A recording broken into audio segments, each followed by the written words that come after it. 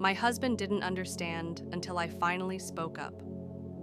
There are days when life takes more from you than you even knew you had to give. That day was one of them. From the moment I got up, it was nonstop. The kids needed different things at the same time: dishes stacked in the sink, laundry undone, crumbs reappearing on surfaces I'd just wiped. I was running on empty, not realizing how hungry or exhausted I was until my body began to ache. By evening, I was beyond tired, not just take a nap tired, the kind of tired that settles in your bones. I skipped dinner, didn't bother with a shower.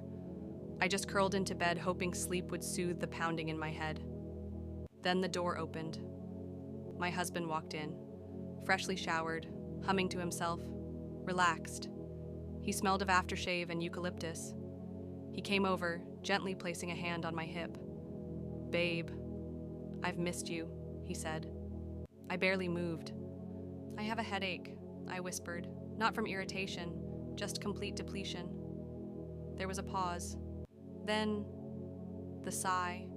That disappointed, deflated sigh. "So you're saying no?" In that moment, something in me shifted. I wasn't angry. I was empty, quiet. Not from resentment, but from realization. I had hoped, just maybe, he'd ask how I was, offer a glass of water, sit beside me, show concern. But instead, the moment I set a boundary, it became about what he wasn't getting. "You always have a reason," he muttered, as if my exhaustion was a rejection. He picked up his phone and earbuds. That was it. No apology, no conversation, just silence. I lay there in the dark, my headache now competing with something heavier, a quiet grief. I wasn't upset that he desired me. I was heartbroken that he didn't see me, not in my pain, not as his partner, not even as a person. I remembered how he once called just to hear my voice, how he brought soup when I had a cold, back when care came freely, before expectation took over, and I realized I wasn't asking for something grand. I just wanted to matter. The next morning, he left for work with barely a word. I stood in the kitchen, holding back tears, staring at nothing. I messaged an older friend, someone who had seen more life than I had. "Can I come over?" She said yes. No questions asked. In her warm, quiet home, I let it all out. She listened, really listened. Then she said something I'll never forget. "Sweetheart, a good partner doesn't take no as rejection. He takes it as a signal to lean in with care." She wasn't blaming him. She was simply naming what I couldn't. "He's not a bad man," she added, "but comfort without awareness? That's how neglect grows." That night, I sat beside him. Not from bitterness, but from clarity. "When I told you I had a headache, I wasn't pushing you away. I was hoping you'd care enough to notice that I wasn't okay." He looked at me, surprised. "I didn't mean to upset you." "I know," I said gently. "But intention doesn't erase impact. I shouldn't have to choose between honesty and silence."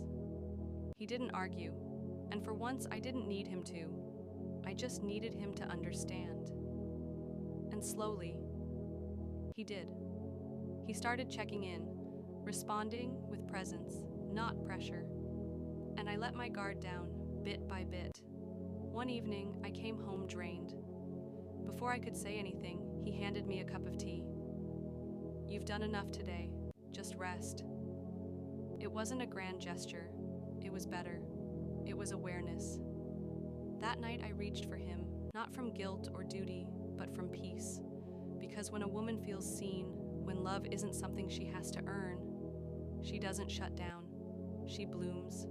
No, it didn't fix everything overnight, but something vital returned: mutual care. He didn't become perfect. He became present. And in a world where women carry so much, that shift, it's sacred. Now, when I say I'm tired, he doesn't make it about him. When I say not tonight, he leans into the relationship, not away. When I speak, he listens, not because I demanded it, but because I finally named what I needed, and he chose to grow. Because real love doesn't always look like romance. Sometimes it's quiet.